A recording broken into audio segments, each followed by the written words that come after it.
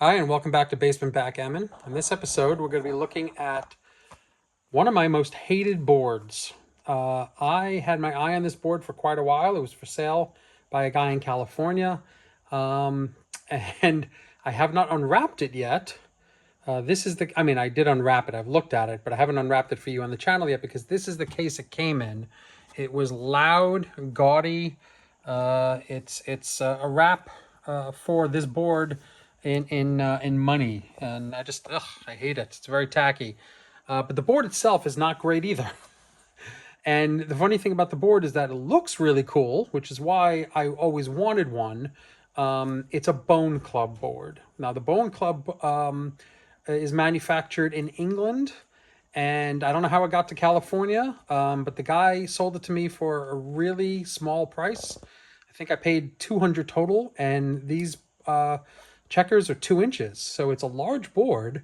But for many reasons, I don't like it, and I will show you why. First of all, there's this cover. Yeah, it does the job, but it's a gaudy piece of fabric that somebody put a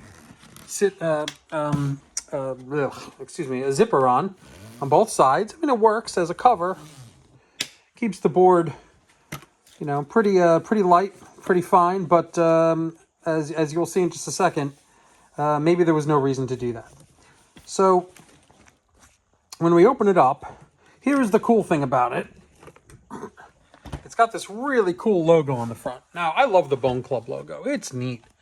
It's very cool. I want it to be cool. It's a New Orleans sort of vibe to it.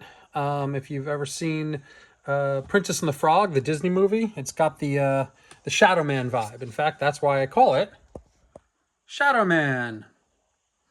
And that's the end of what's cool about it. The board itself is really cheaply made. It's made out of a thin MDF, and the board is covered in like kind of a rubberized vinyl. But you can see already that it's starting to come up. If you scratch a little bit, it comes up. It's a cheap covering. I don't love it. The handle is cheap. For a board of this size, I would expect the handle to be a little more weighty, have a little more heft to it. It's thin, and the hardware is just okay. There's nothing wrong with it, but for a board of this size, this handle I would expect to be on a smaller board. I would expect a thicker handle for this board. The locks are fine. They're a little inset. You can see the locks should be here. Is the better place for them. Here on the outside, that's the more traditional place. This is on the inside a little bit. Not that big a deal, I guess. It just looks weird. So let's open this up quickly so you can see what the deal is. And as I was talking, some stuff fell. I'll just move that. Here we go. This is a large board, and it's a long board. So the way this is set up, the board itself is quite long from one side to the other. So you really do have to reach. Now, this board really is, in the true voodoo New Orleans fashion, this board is all flash and not much substance to it. The board field is made out of a suede material. It's quite thin, and it is not glued down well. You can see that it's kind of coming up over here on the sides. And you can see that it's not joined particularly well. You can see some wood chipping coming in from the MDF. The points are, I don't know if it's a sticker. It's not printed. You can feel it's smooth. It's not the same material as the suede. So I think it's a sticker that they put down here. Whatever it is, it's very thin, and there's absolutely no padding underneath this at all. It's glued right to the back of the case. Then they glued in some strips as well over here. I mean, this looks like somebody went to like Joann's craft store and did it themselves. The fit and finish on this is terrible. Sorry for the whoever's might be looking at the Bone Club boards. And listen, I don't know if they've upped their manufacturing. I think they're still in business out in England. Maybe they've done better. But maybe this is an older version. I have no idea. But this particular one is, this model is terrible. The cups are, they're okay. They're long. And for a board of this size, you would expect the cups to be able to fit here. But for some reason, where they skimped was space for the cups. So the cups just roll around inside. They are, it's one of the nicer things about the board. They're covered in a leather, some sort of red and gray leather. But there's no trip lip inside whatsoever, nothing.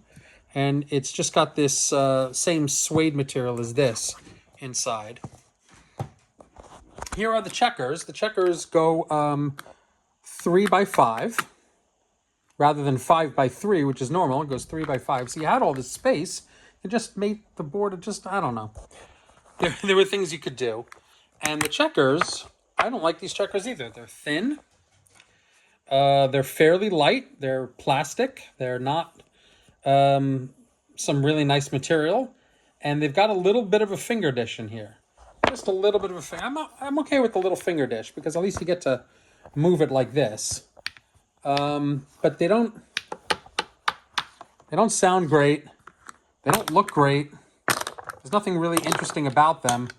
They're just standard counters. So you got white ones and black ones. Let me set it up over here so you can see it.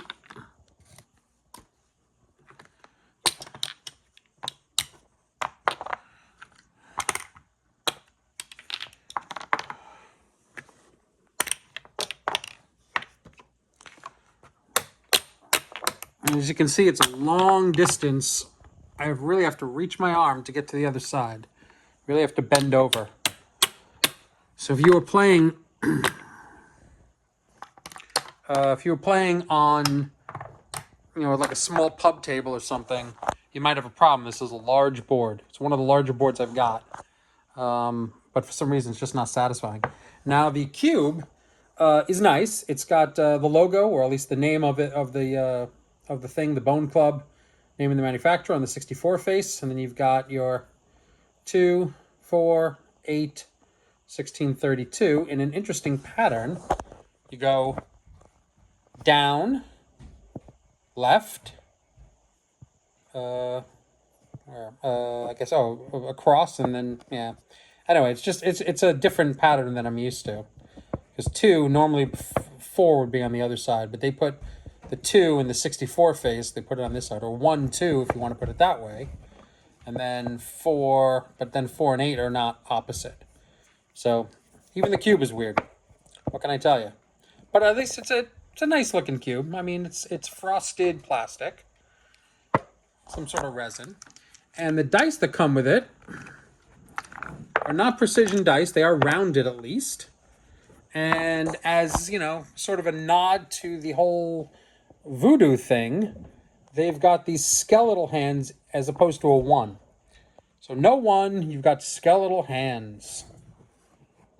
Anyway, that may be fun if you're just playing around with your mates, using that English word. But, no one's going to use these dice seriously. Like, this is going to be your 61. If you roll 61, this is what it looks like. That's weird. I appreciate the effort, guys. I really do. But for serious backgammon, such as we on this channel, I'm not sure this would really do. So let's do a quick 6 cross test and see how they did there. All right, here, not too bad. Not too bad. A little bit of slop. Yeah, a lot of slop, but not terrible. Again, these points are just, ugh. And also the surface catches a little bit. It doesn't, it slides not too badly, but it's not, it just has a little bit of drag to it. And then across, as you can see, more than 12 checkers across. So it is a huge board. And these are almost 2-inch checkers. These are 1 7/8. So they're very long across. More than 12. The longest across board that I have, I believe, for the checkers that it has. All right, let's hear what this sounds like.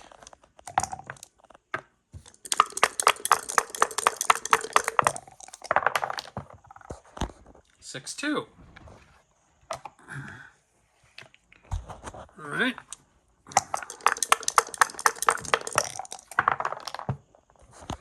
Five, 3.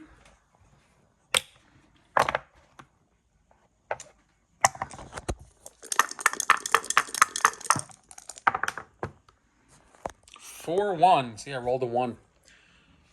Let's make the bar point. You get the idea. So, my final